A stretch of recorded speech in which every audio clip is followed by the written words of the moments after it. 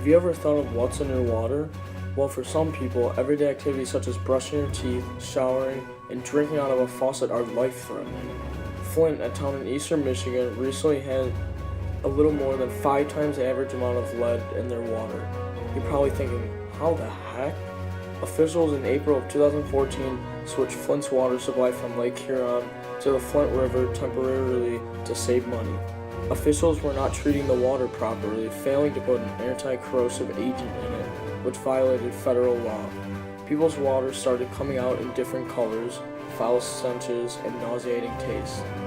They started to contact officials about this, and when they told officials, they said several times that the water was safe to drink, even though they knew it wasn't. They also stopped investigations into other waste-related health risks. It is almost laughable at the fact of how a person could just do that and move around like nothing happened. It is like an innocent kid trying to cover up that he didn't slap his brother even though he did it right in front of his mom. This has affected about the whole population of Flint, or a majority of it, which is about 99,000 residents. So yeah, this is a big deal. The water has caused mental, physical, and even psychological effects on people. It's crazy to think that something as simple as water can do that to someone. It is even said that it could be linked to a disease people develop which killed 10 and likely many more other side effects in the future. If officials not telling people that they're basically selling them poison doesn't make you furious, I don't know what will.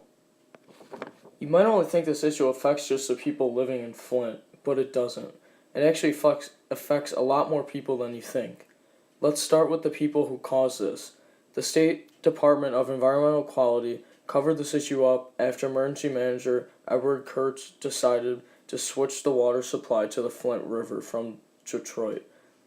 The next emergency manager, Darnell Early, then rejected Detroit's offers to continue selling the water to Flint until the new water system was ready. This led to many resignings and firings in the State Department, including the regional manager in the region that Michigan is in. You can see that this is pretty serious if you got the regional manager to resign. 3 people were charged and found guilty for this crime: a Flint utilities manager and 2 environmental officials. Michael Glasgow, a Flint utilities manager, warned the city that they were moving too fast when they switched their water supplies, and he was against it. Himself, a hypocrite, oversaw the water testing administration that continued the crisis undetected. What a bozo. The Federal Environmental Protection Agency requires that homes with lead pipes be tested for lead because they have the highest risk. They tested most of the homes without lead pipes and told the EPA that they were following the regulation.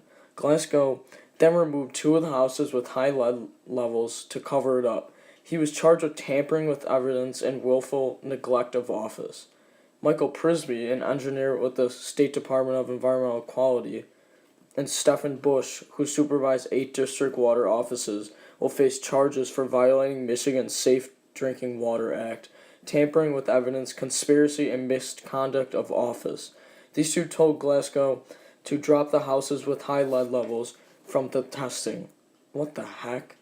Bush told the EPA in February 2015 that they were using corrosion control in its water, which would have stopped the lead from getting into the water. Then later, he said they weren't using it, and they said they were still complying with the EPA's requirements. Lead is measured in parts per billion. One should start showing concern when their lead reaches 5 parts per billion. The acceptable level for lead in water is 15 parts per billion, which one should start replacing pipes, etc., to eliminate that problem if it gets to that level. The average amount that was found in homes in Flint was 27 parts per billion. Wow. Haha. I love the fact that those 3 could spend up to 5 years in prison, but come on. They've ruined people's lives forever and basically killed people. And they have potentially killed some people. They should be locked up for life. Most importantly, the people who use this in the water have been affected by this due to the damages, health effects, or even deaths caused by these inconsiderate jerks. Wait until you hear the side effects of exposure to lead in water and in general, which people have had due to this: memory loss, brain fog and fatigue, diverticulitis, a digestive disease, Hair thinning, very high blood pressure, rashes, effects on unborn babies, brain development issues, behavioral changes, toxicity to internal organs, mouth issues, reduced intelligence, tiredness, weakness, headaches, loss of appetite, pain or tingling in the hands or feet, etc. And those are only the short-term effects that affect these people. The long-term effects include abdominal pains, constipation, depression, distraction, memory loss, irritability, and nausea, liver, kidney, or central nervous system problems, increased risk of cancer development, or even death. Children have the greatest risk of being affected by this and developing more side effects from lead because they are not developed yet. Some are high blood pressure, brain developing issues, and low IQ. Replacing the pipes in homes will not get rid of the lead, so these people will have lead forever. Because of this, the governor Rick Snyder faces a federal lawsuit by hundreds of residents in Flint because of this cheap scheme to save money. The funny thing is that they tried to save money by doing something that was wrong, and then it came back to bite them, and now the governor has to spend more money than he could have ever imagined, plus all the money spent by everyone helping out the city. This crisis is a moral violation in the eyes of the Catholic Church for many reasons. First off, these actions by the officials violate the purpose that God created us for because of them doing an action and knowing that it would hurt someone. According to Romans 12:18-20, God calls for one to live peacefully with all, to not cause harm with others, and leave it to the wrath of God. God created humans to protect this earth, as said in Genesis. These people who have caused this have created significant damage to the environment because of what has to be done to fix this. This brings human dignity into play. Human dignity is being violated because of one not being able to possess a basic need such as getting clean water and using it. In addition to that, one's right to trust their government is now being taken away because of this incident, which affects one's security. Natural law is indeed being violated in this case because anyone could figure out that the officials who caused this obviously lied, which caused all this destruction that is not good for human life. Jesus' new law, which fulfills his old law, is being violated because the Beatitudes are not being followed. The officials do not have honest hearts and clear intentions. They weren't humble and did not treat others with respect, understanding, and compassion. And they did not strive to do God's will. Literally the opposite, and they ignored it. Church law is also being violated because they are harming others, and on top of that, intentionally. Probably the biggest law being violated here is civil law. By allowing this amount of lead in water, it was way above the federal legal limit and the state legal limit. Officials also failed to follow the Safe Drinking Water Act by not doing the right tests and messing with them. This act is sinful in many ways. First, for something to be qualified as a sin, the person has to deliberately think, do, or say the action. Circumstances do play a role in how good or bad the act is.